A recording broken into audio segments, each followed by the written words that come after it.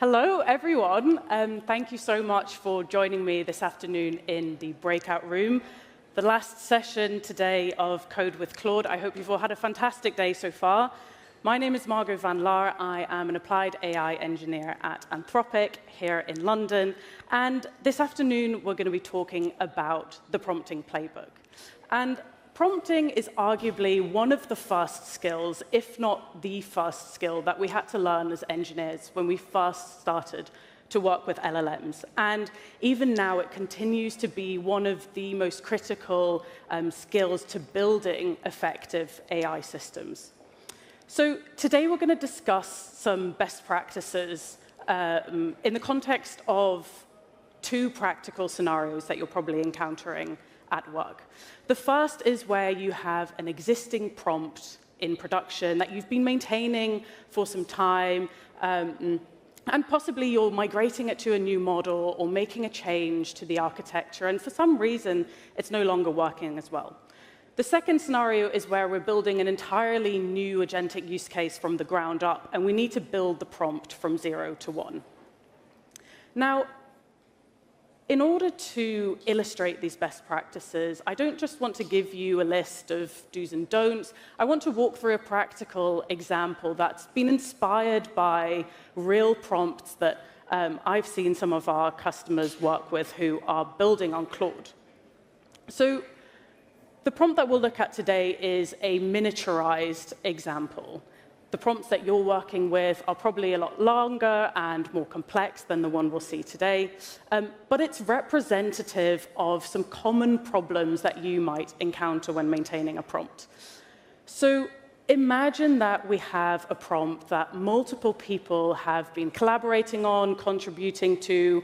There's no clear owner. It covers a lot of different areas like policy, like tone, processes. We have some patches for kind of previous models that we've migrated to, all mixed together. It's built up and it's complex. And when we're migrating to a new model, we're finding that suddenly a lot of our test cases are no longer working as well as we expected.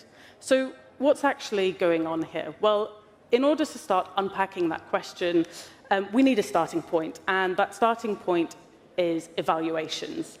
We need evaluations to provide that rigor to understand whether a change to our prompt is actually correlating to an improvement in its performance. And we have different models which have different capabilities and different behaviors. And when you migrate to a different model, it could be that your system is no longer working as well for two reasons. First of all, if the new model might be capable, but it's behaving differently, and therefore we can tune our prompting to fix that behavior. The second case is where actually the model that we're changing to isn't as capable, and no amount of prompting is going to fix that. So we need to have an eval suite to act as a way of testing that regression so that we can apply our prompting best practices to that. So in the example that we're going to be looking at today, as I said, it's going to be a miniaturized example. We'll have 5 test cases in our eval. In reality, you'll have a lot more test cases in your eval suite, but the key thing here is that it's representative of 3 key cases that we need to cover. Those 3 key cases include having a control case, which is a case which should always pass. It's something that we know the model handles well. It's unambiguous. The second is edge cases. And these are cases where we've seen the model fail before. And by including instructions into the prompt, we're making sure that same behavior doesn't slip through again in the future. And finally, and critically, we need to make sure that the model has a good understanding of the extent of its capabilities, where it should be handing off to a human, or where actually maybe it should be point blank refusing to answer a request. So in the example that we're going to be looking at today, we'll be using a prompt for a customer support bot for a telco company called Meridian Mobile. And these are the 5 test cases that we are going to be looking at today.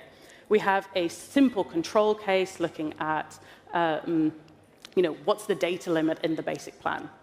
We're also looking at edge cases, such as its ability to do calculations, such as calculating proration bills. If I switch my bill halfway through the month, or if I switch my plan halfway through the month, what will my bill look like?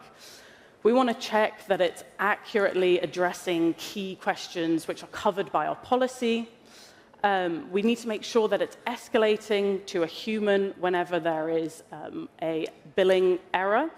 And finally, we want to make sure that our model isn't withholding any information that it has access to, which it should be handing over to the customer. So what we're going to do in this process is we'll take our prompt and we'll run it on our V0 of the eval. And we'll see what our failure modes are and systematically target those failure modes one at a time to see if we can resolve those failure modes by prompting. And along the way, we'll learn a little bit more about the kind of anti-patterns and traps to avoid. And this is representative of how we would apply these best prompting techniques in practice, right? We are rarely writing a prompt from scratch. We're often debugging an existing prompt. And best practice before we start targeting those failure modes specifically is to kind of apply our general prompting 101 best practices, applying general hygiene to clean up before we do the eval run. So let's have a little look at the example that we're going to be using. So what we're looking at here, first of all, before we look at the prompt, is just this vibe-coded web app that I've made for the presentation today so that we can look at how we're iterating on the prompt together. In this page here, I can easily run my evals on all 5 test cases and inspect the results in a little bit more detail.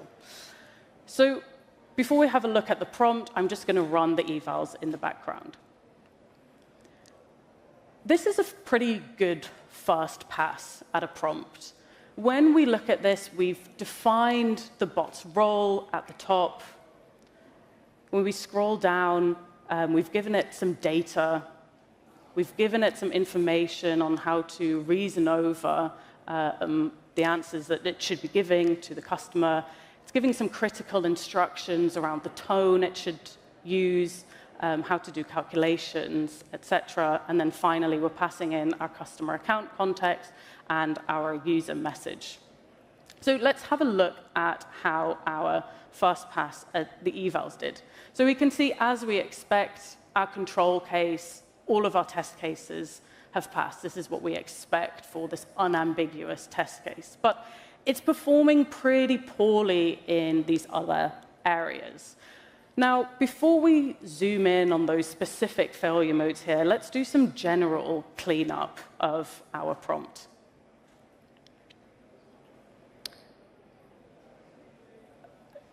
So as we mentioned, when we look through this prompt, there's a couple oddities here already. So for example, the first one is we're telling the bot that it's a human, which just isn't true, right? We can see as we scroll down, there's clearly some information here that has been copied directly from a website. So the key giveaway here is a reference to a hero image. There's even some references to cookies at the bottom. So we need to remove a bit of redundant information. When we look at the instructions here, they're all grouped into one big paragraph. So we've got some reasoning here, we've got instructions about the role, some critical instructions as well, without a real way of unpacking policy from guidelines, from tone, etc. So let me just... I've preempted some changes we want to make to this prompt, and this is just a diff view of some of those changes. So what we've done is, first of all, added some structure. So you can see that we've added XML tags here to define the role, to separate general guidelines, to separate policy, to separate tone of voice, etc. So if we run that eval then on this new updated prompt, we should hopefully see an improvement in the output as is.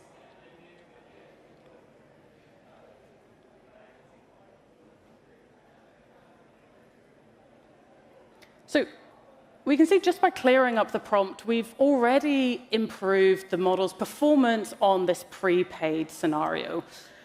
There's an interesting regression there in that fifth hotspot case, and I don't want to worry too much about that now. There's going to be some natural level of variance in the different runs of the eval, and we'll come back to that case specifically to see if we can make the prompt consistently better in that area. So what did we learn from this then? Simply clearing up the prompt with a better structure, with a better role description, has improved the performance. And this is a best practice that you can return to at any stage of writing and maintaining your prompts, especially as your prompts get more detailed and more complex. A general rule of thumb that I like to follow is if you're reading a prompt and you can't tell guidelines from policy, from data, most likely the model isn't able to either. So before looking at some of those cases in more detail, there's a little bit more general cleanup we can do, specifically here looking at creating an output contract. This is a key best practice to follow if you're struggling with your output format consistency. Now, in this case, we have a customer support bot. We want it to reply in a conversational tone, so it's unlikely to be a big issue in this case, but it's something to bear in mind if you're dealing with more complex output structures like nested JSONs, for example. So again, if we go back to the prompt and see what fixes we can apply here, first of all, we've added a section at the end where we've defined an output format for the model, telling it to use XML tags to output the response. But the prompt is not always the most effective way of handling issues. We can also change things in the harness to ensure consistency to a higher degree. So what we've added here to the API call is a stop sequence, which is going to detect that closing XML tag and tell the model to stop generating a response at that point. Now, when I run the eval here, I don't necessarily expect to see any clear improvement in performance, but it's a general best practice that we should be following, and as I said, is something that we should remember, in particular when we have more complex output schemas. One thing to point out here as well, if you do have a more complex output schema, something like structured outputs can be incredibly helpful to ensure that consistency in a more programmatic way. OK, so after the cleanup, then, we can see that we now have 2 test cases which are consistently passing, but we have 3 key failure modes: the proration, the billing error, and the hotspot. So let's isolate these one by one to iterate on the prompt and see the effect of that.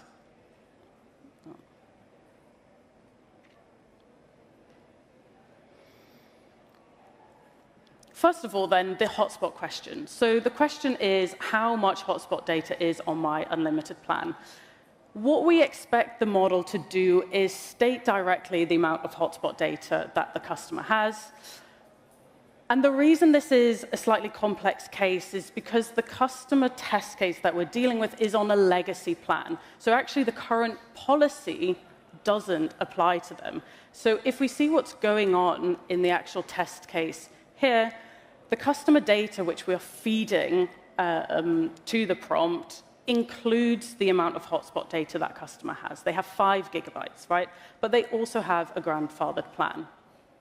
So what we're seeing the model is actually telling the customer is the general, the unlimited plan includes 4 gigabytes, but since you're on a legacy plan, you should go check this out yourself.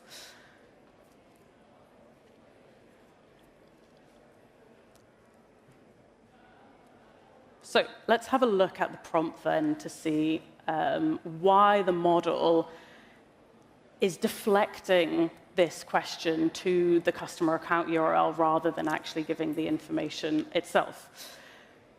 Now, if we read this prompt, originally it said, we changed our plans recently, and the policy doc shows the current plan data and customers on grandfather's plan have different rates. Never give a customer the wrong plan details. Instead, point them to the URL. So it's clear that this instruction, this latter one, never give customer the wrong information, is the instruction that the bot has been optimizing for. And you might recognize this as being very similar to a patch that you might have introduced in a previous model that you were using to avoid, where the model was giving the customer the wrong information about that plan. Now, as our models have evolved, they have gotten much better at instruction following. So it's likely that instructions like these have now become redundant and are actually being overfitted to. So what we're going to tell the model instead is give this balanced view where it says, customers on grandfather's plan have different allowances, but it's captured in the customer information that's given, and that is the accurate source of truth.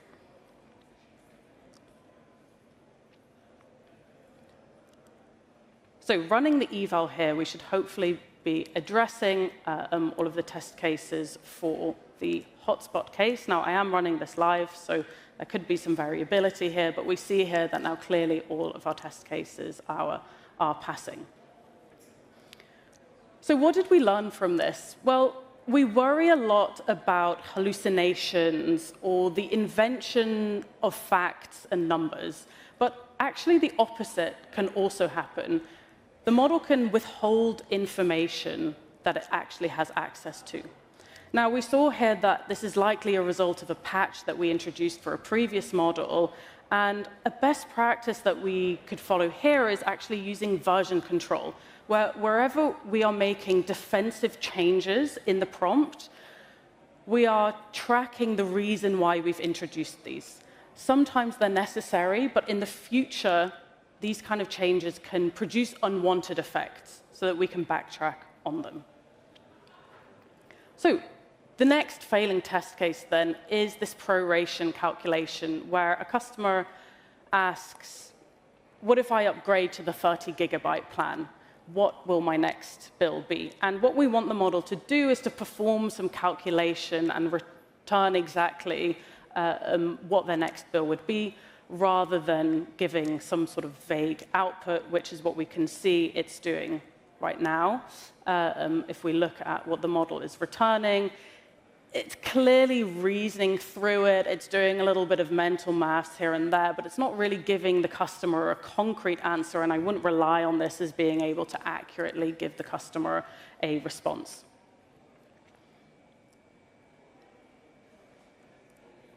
So if we look at the prompt then to see how we can fix this, in the original prompt,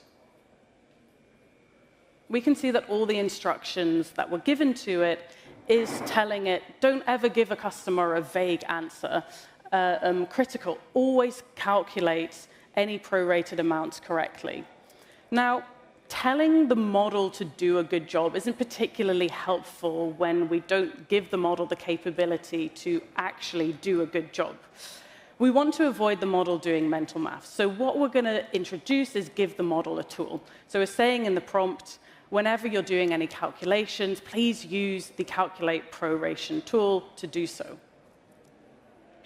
In order to introduce that tool, we need to introduce it into the API to tell the model you have access to this tool.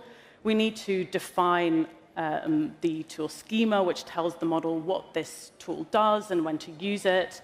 And then finally, we need to actually implement the tool, which is the maths behind how it should be doing that calculation.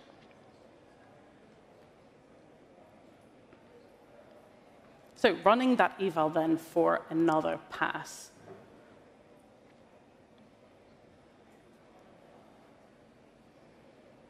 We can see that all the test cases are now passing. It's clearly done the maths using the tool in the background and returning the correct response. So the key lesson to take away here is instructions don't add capability. Telling the model it's critical to do a calculation right doesn't make it better at mental math. So the correct approach was to give it a tool, overall giving it the ability to reason over harder problems and using tools to actually execute them reliably.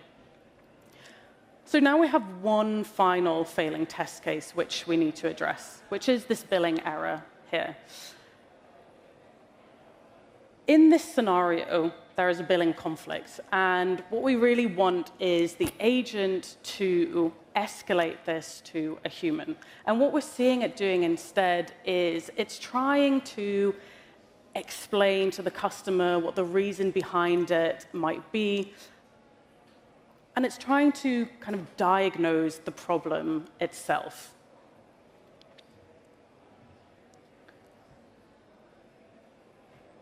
So in order to fix this behavior, let's again have a look what it was told in the prompt. We see in the initial instructions it was giving, it says, avoid escalating or transferring to a care specialist unless absolutely necessary, as it cost approximately $8 and it counts against our team's fast contract resolution. Now, this is only giving one side of the story, right? We're telling it what the cost is to escalating, but not the benefit, which means it's going to overfit again to not escalating this scenario. And second of all, we've got this clear conflict between what we've defined in the eval in terms of what we want the model to do this escalation versus what we're actually telling it to do. And the fix that's relevant here is to give it both sides of the story by saying it costs $8 to escalate a case, but actually, if you get this wrong, then it's going to cost you a refund as well as customer trust. Again, here we observed how the model optimizes for a goal, and this kind of instruction is a common instruction to give. It's quite similar to the one we saw earlier, where we didn't want it to overfit to a certain type of behavior. But it's the kind of instruction that can be followed quite differently by different generations of models. And specifically, as models become more intelligent, we need to remember to state both sides of the trade-offs, because our models are becoming better themselves at making those trade-offs themselves.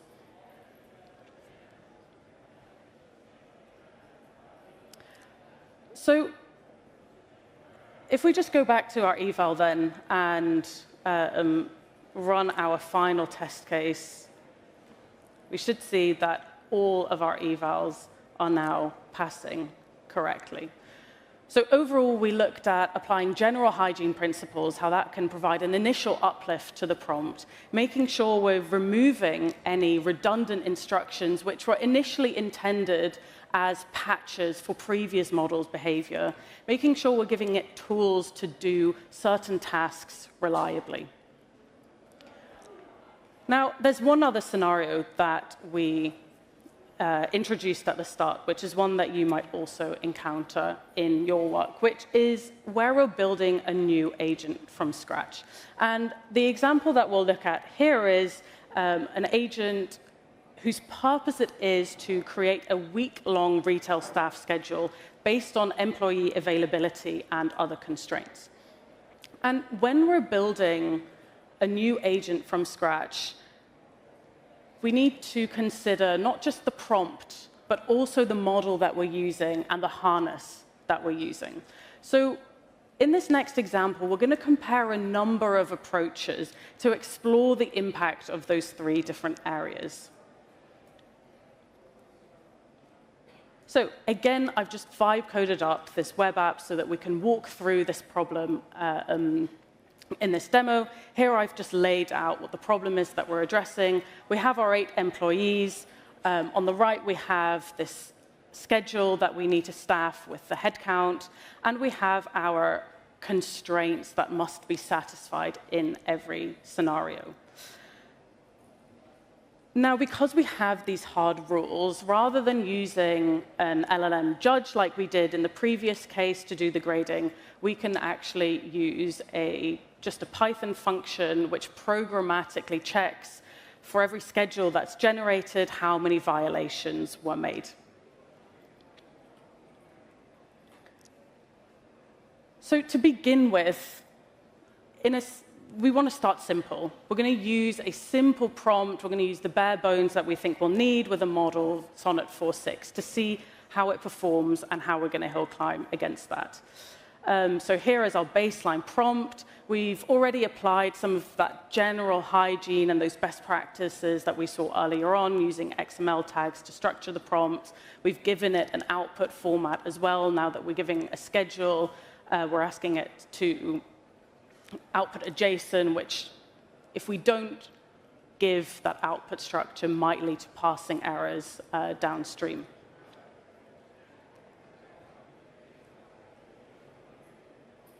When we run the simple model on a first iteration of the evals, all cases fail. Now, just what we're looking at here is in our test set, we're essentially repeating, we're doing 5 trials here, and these numbers are showing how many violations were made in each trial. In the outputs, we can see that it's made a decent attempt at reasoning through the problem, but it's burning a lot of tokens, and it's clearly not checking its work as it's not getting to the right impact. So let's try a larger model, a model which we know is better at reasoning. So we're going to run it through Opus 4.7 instead, keeping everything else the same.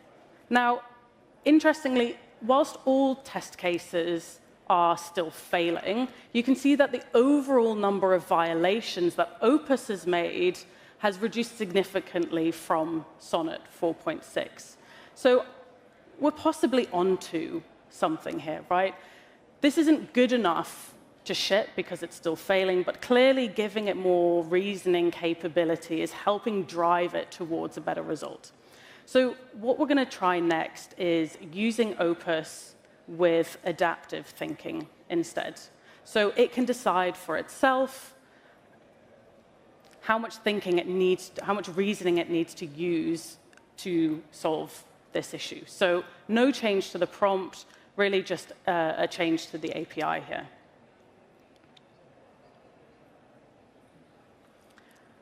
So this now seems to reliably generate compliance schedules, but it requires a lot more tokens. We're tripling, essentially, the number of tokens that we're using here, and we're tripling the latency.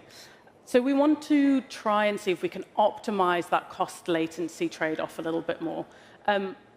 This is latency 100 seconds. Obviously, I'm running this one async for the purposes of time. Opus 4.7 hasn't magically gotten much faster since the last time you used it. So let's see if we can optimize a little bit more for the token latency trade-off. What we haven't tried yet is using Sonnet 4.6, so a smaller model, but with a better prompt. We looked a lot at the prompt optimization in that last section. So I've added a couple details to the prompt here. We're in particular how to reason through this problem, and most critically, telling it to check its work before outputting it.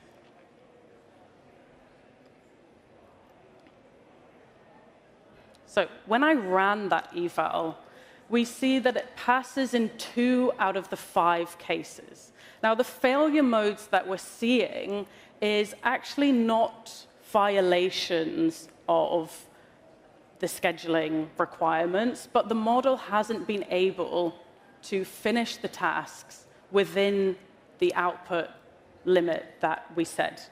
So whilst we could increase the max tokens that this model is able to use to get all 5 test cases passing, we see here that we're using even more tokens, and this run has an even higher latency. So this is probably not the route that we want to go down. Now, as a final pass then, we want to look at doing this a little bit more agentically. So we're going to use this generate, evaluate, repair loop, where essentially the generator now creates a first draft of the schedule. And then we have a separate prompt which reports any specific violations that it made. So not programmatically checking it, but checking it with an LLM. So we're checking for every rule, and we're providing evidence of every violation. And we then have a third repair prompt, which receives any violations that were made and tries to make targeted fixes to it. So we have three very simple prompts, but they're now running independently rather than trying to do everything in one large prompt. So we can see in this case our agentic approach has solved all of our test cases with a much lower number of tokens and with a lower latency than trying Sonnet 4.6 with a better prompt. So going forward, it seems like there's two appropriate approaches to take here. Using Opus 4.7 with adaptive thinking or using this agentic loop. Now, moving forward, we'd probably want to do a little bit more optimization on this loop to try and get it to be more efficient. But there's one key benefit as well from using this generate, evaluate, repair loop. And that is that you can put in soft requirements at runtime. So in the evaluation prompt, we can say, Harry doesn't like working with Sally, so as much as possible, try and separate them from working together. Or we need a third shift on Wednesday, for example. So it means that you're not having to make changes to the Python function, which is doing the evaluation in the back end every time to satisfy for any soft constraints, which might depend just on a case-by-case basis. So to wrap up then, pulling all of those learnings together, what did we see? Well, we looked at two scenarios which I as an engineer see most in my day-to-day, which is where we're maintaining a prompt, we're migrating to a new model which has some different behaviors, and building a new use case from scratch.